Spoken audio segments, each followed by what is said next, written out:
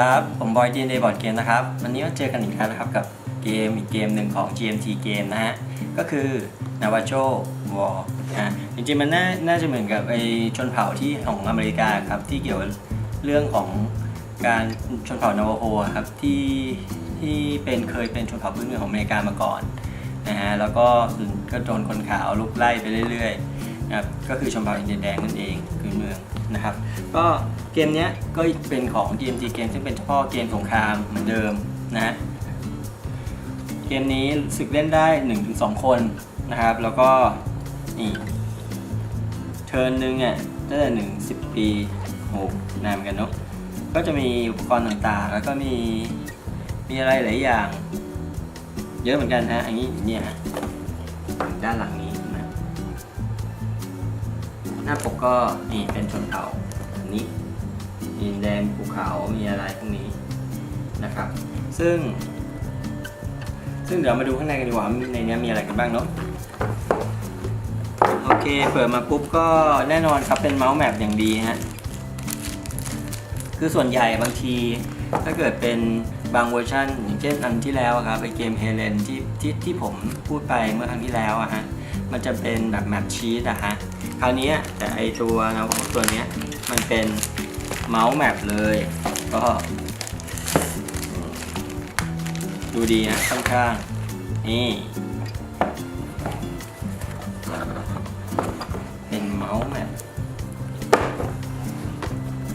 ปใหญ่ด้วยฮะ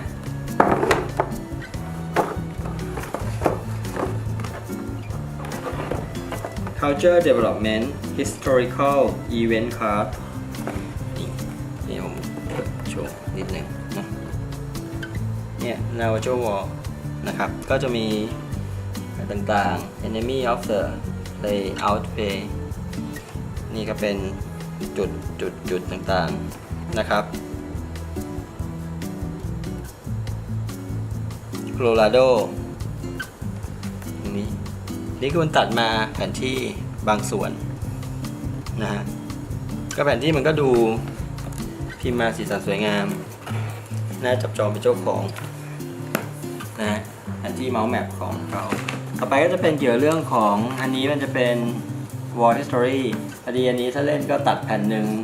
มันก็เอาซีล็อกได้นะคือถ้าเล่นก็ตัดออกมาแผ่นหนึ่งเล่นเอาซีล็อกได้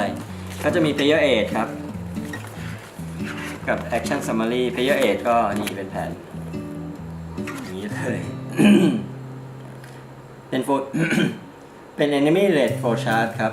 อันนี้เป็น Enemy Rate Flowchart Action Summary ฮะตัวนี้ Action Summary ส่วน Player Aid การ์ดอยู่ข้างหลังนะครับก็Player ขนาด Action Summary กับ Player Aid ยังแผ่นขนาดนี้เลยนะถ้าทางดีเทลค่อนข้างเยอะผมว่านะเกมนี้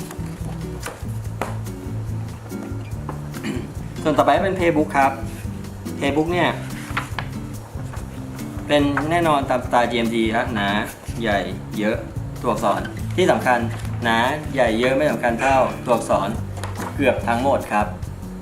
เพราะฉะนั้น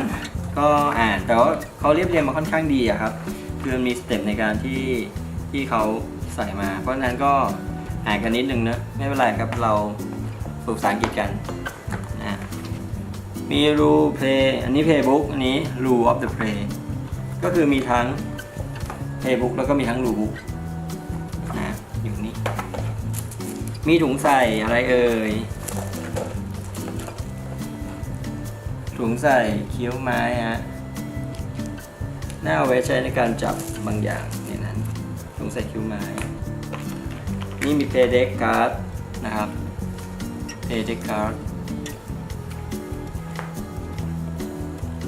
Play Deck Card ก็จะมีต่างๆ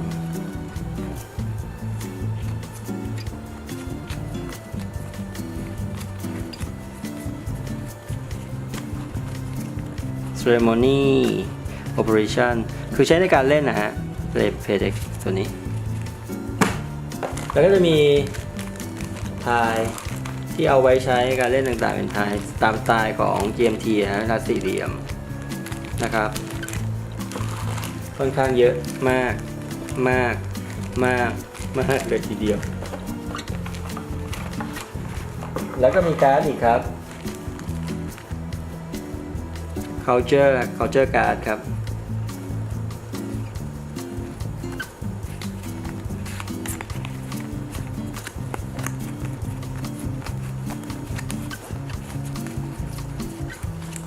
เกมนี้รู้สึกเหมือนผมจะไม่ได้เห็นในลิสต์ของGMT เกมแล้วนะเหมือนมันน่าจะไม่ได้ทำแล้วครับสไตล์เดียวกับเฮเลนนะเฮเลนก็เหมือนจะไม่ได้ทำเหมือนกันโอ้อันนี้มาร์เบิลใช่มาร์เบิลคล้ายๆมาร์เบิลไดครับจะเป็นลูกเต๋าเล่นลายสีสันสวยงามนะครับสีส้มนะครับสีฟ้าแล้วก็สีเขียว